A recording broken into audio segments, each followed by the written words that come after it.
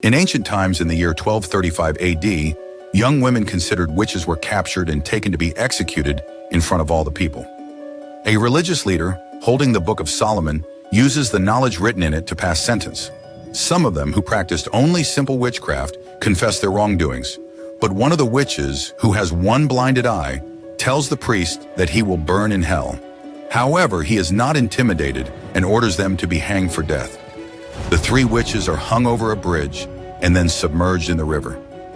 The soldiers were leaving, but the priest says that the ordinance of the Book of Solomon demands that they be brought back to receive the holy rites to ensure they will not return. However, one of the soldiers says he is certain that the three have died, and then he leaves, leaving the priest worried. Later at nightfall, the priest alone raises the witches and pronounces sacred words for the dead bodies, not fearing the macabre movements of one of them. However, when trying to lift the last one, he lacks strength and ends up being pulled in, falling into the river. Terrified, he tries to escape before the evil takes him to death. The priest runs back to the bridge to search for words that can help him with the witch still in the river, but he doesn't have enough time. As the woman with the malignant spirit jumps from the depths of the river and, using her power, burns the Book of Solomon and finally kills the priest in the same way they attempted to do with them. Many years later, in 1332 AD, during the era of the Crusades in the Gulf of Adet, thousands of soldiers prepare for battle. Among them is the knight Baeman and his companion Felson. They joke about who will kill more enemies, and minutes later, the battle begins. Both friends are exceptional soldiers, wielding their swords, and their fighting style causes the death of many enemies together.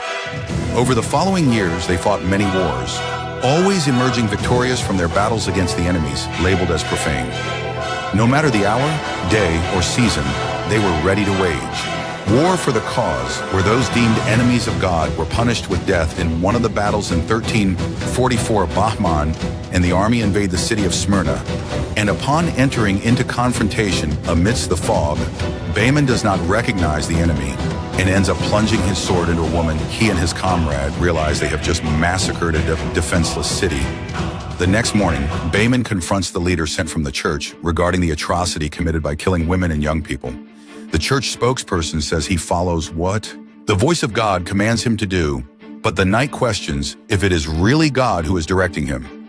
There is a brief argument between them, but knowing he cannot lay a hand on the church's envoy, Baeman and his companion leave his presence, stating they will no longer be part of this. A month later, the two head towards the outskirts of Styria. They walk until they find a house. As they approach, they enter seeking shelter but find no one. However, upon checking the rooms, they discover the couple dead in bed, their bodies covered in blisters. Fearing something worse, they do not stay in the place and subsequently burn the house down. The duo continues their journey until they find a city where it is under 100 crows. Baeman wants to go to the place to get supplies, but Felson advises against it. However, needing to, they both venture into the city. They see the suffering occurring there, and some devotees make prayers and vows for God to help them rid themselves of the evil. When questioning what is going on, they receive answers from a soldier named Johann, who says this evil is known as the plague and that it has spread everywhere, killing many people. Johann says there is no cure later. While Baman manages to get horses for them, a young boy wants to help the knight but ends up dropping his sword, and the cell sees the emblem on the sword. Then, knowing they could be discovered, he calls Felson to leave as soon as possible. As they go to the knights are surrounded by a group of soldiers, but the duo reacts by knocking the men out. However, the two are surrounded by archers and have no choice but to surrender. They are deemed deserters and must be imprisoned. But a church priest named Deke stops them and asks to see Bean's sword. Seeing the symbol engraved on the weapon, he invites them to another room and takes them to the presence of the church's eminence. The man is in a deplorable state and has been struck by the plague. The priest says that this evil was a curse sent from hell by the witch of darkness, and they have the same imprisoned here in the city. This is not very well accepted by the knights, but the eminence states that the witch must be taken to the monastery of S, where the monks have the last copy of the Book of Solomon. That book has sacred words that can destroy the witch and the curses cast by her Baeman. Questions why they want the knights, and the Lord says that the church troops have been completely decimated by the plague. The eminence says that Father Diak and Knight Johann will accompany them to help them. However, Bayan states that he no longer serves. No. The church, knowing this will have severe repercussions, both are thrown into prison where they encounter a woman who does not appear to be a witch. The two knights sit down and Felsen starts to laugh at how Bauman put them in that situation by what he said to the priest, "I serve the church, no more." Did you see the priest's face look like someone pissed at his Holy One? Later, Bauman wakes up, hearing crying, and observes that the young woman has whip marks the next morning.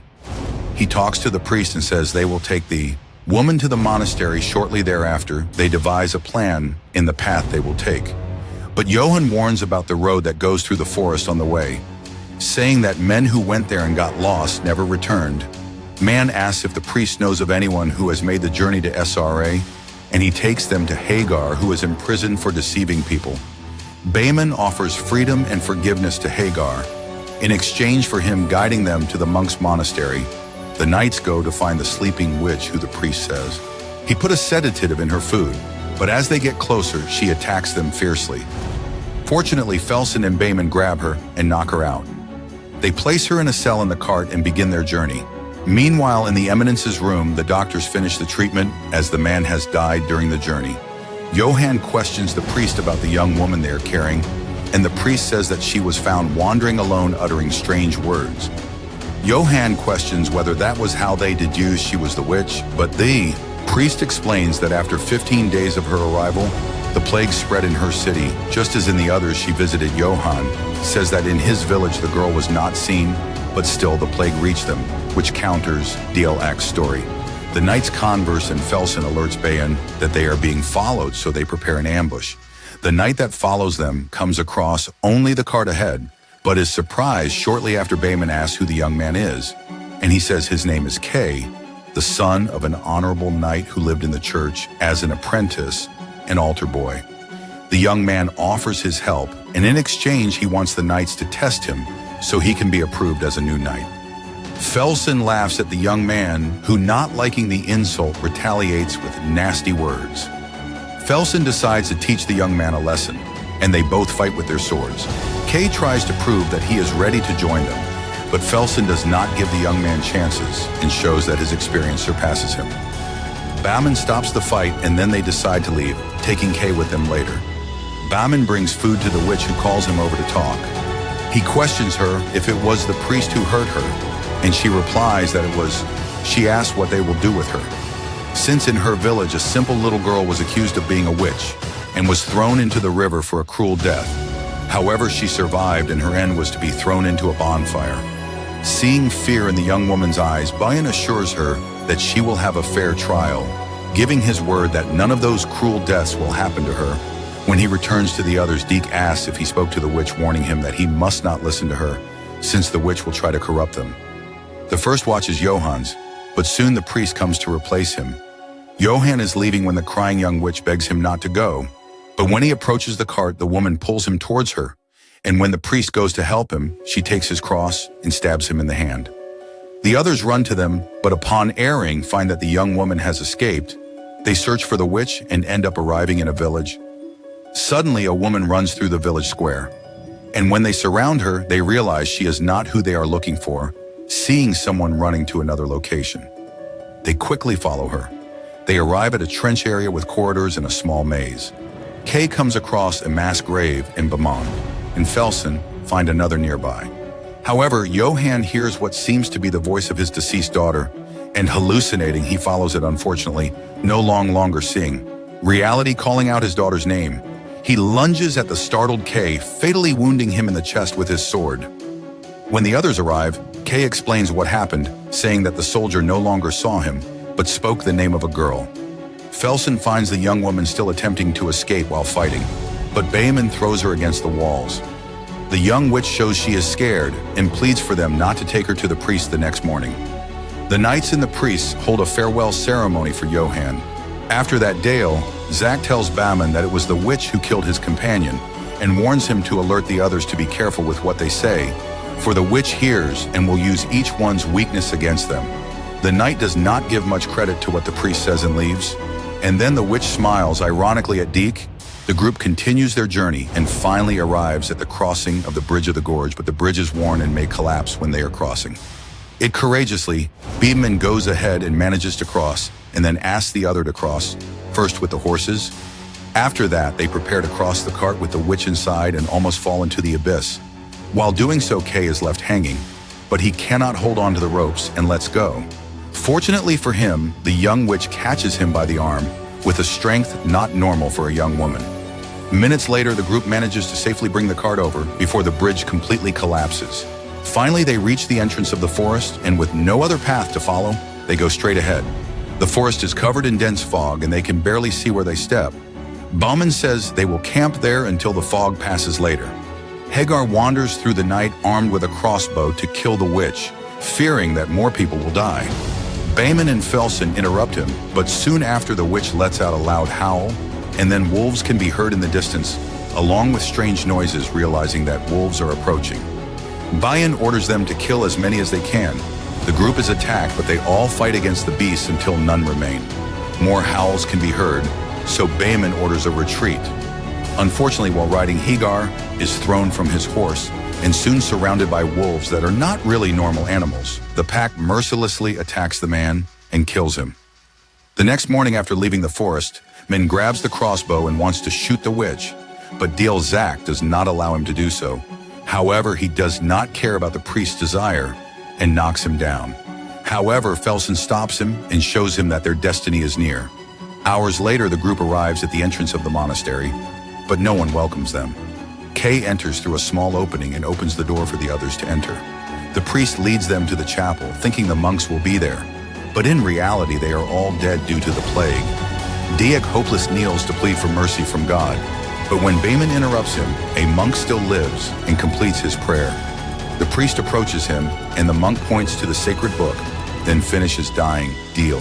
Zach looks at the book and then tells the others that on the pages of that copy are all the rituals, prayers, and spells used over the centuries to combat the forces of evil. Bauman asks if the priest can pronounce the sacred words, and then shortly after we see him leaving the chapel, ready to begin the trial.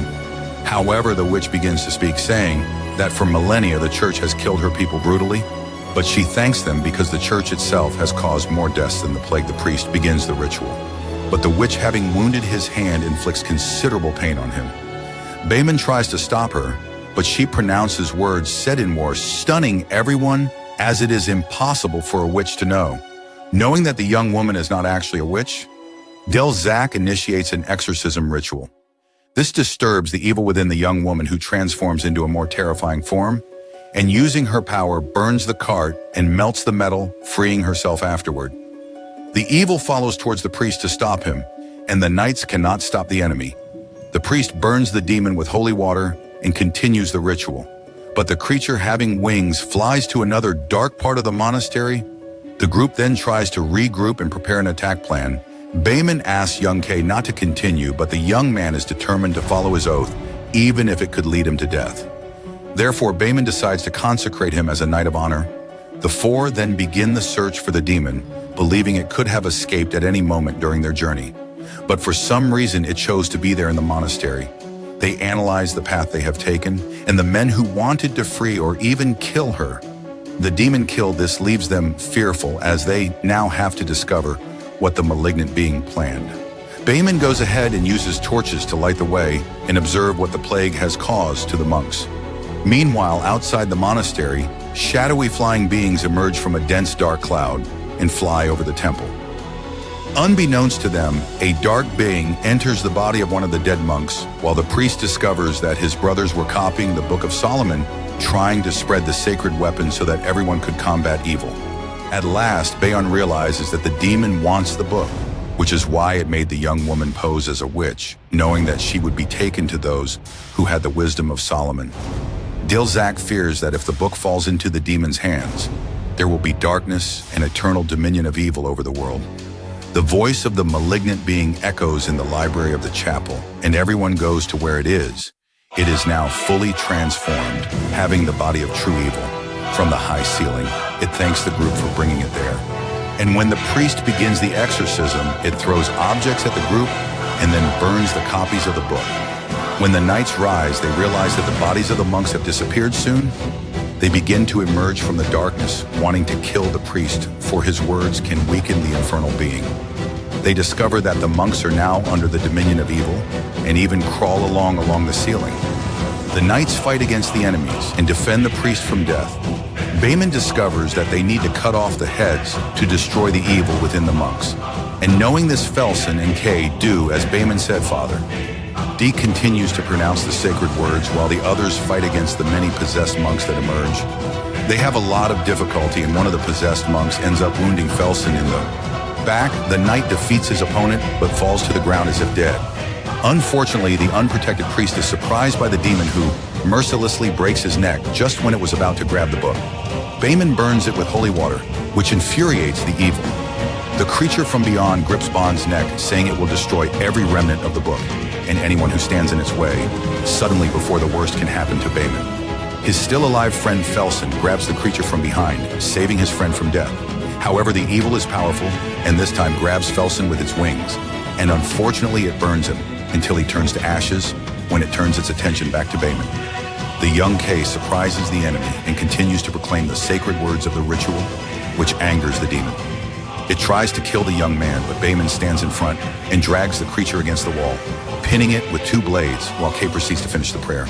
The creature wounds Bond's body, but he manages to hold it until Kay finishes the ritual. Suddenly, the beastly body of the creature begins to burn and dissolve, and finally the evil is destroyed, freeing the young woman's body. Young Kay approaches Behmen and sees that his wounds are deep, and he will not last much longer. Bayan tells Kay to protect the innocent young woman, and unfortunately, he dies later. Kay and the young woman take a moment to bid farewell to the knights and the deceased priest. The woman introduces herself as Anna and thanks all the sacrifices made to save her. After the farewell, we see the two riding to return home, and Kay now holds a sacred book following the monks' wish to spread sacred wisdom to face any evil that may come to this world.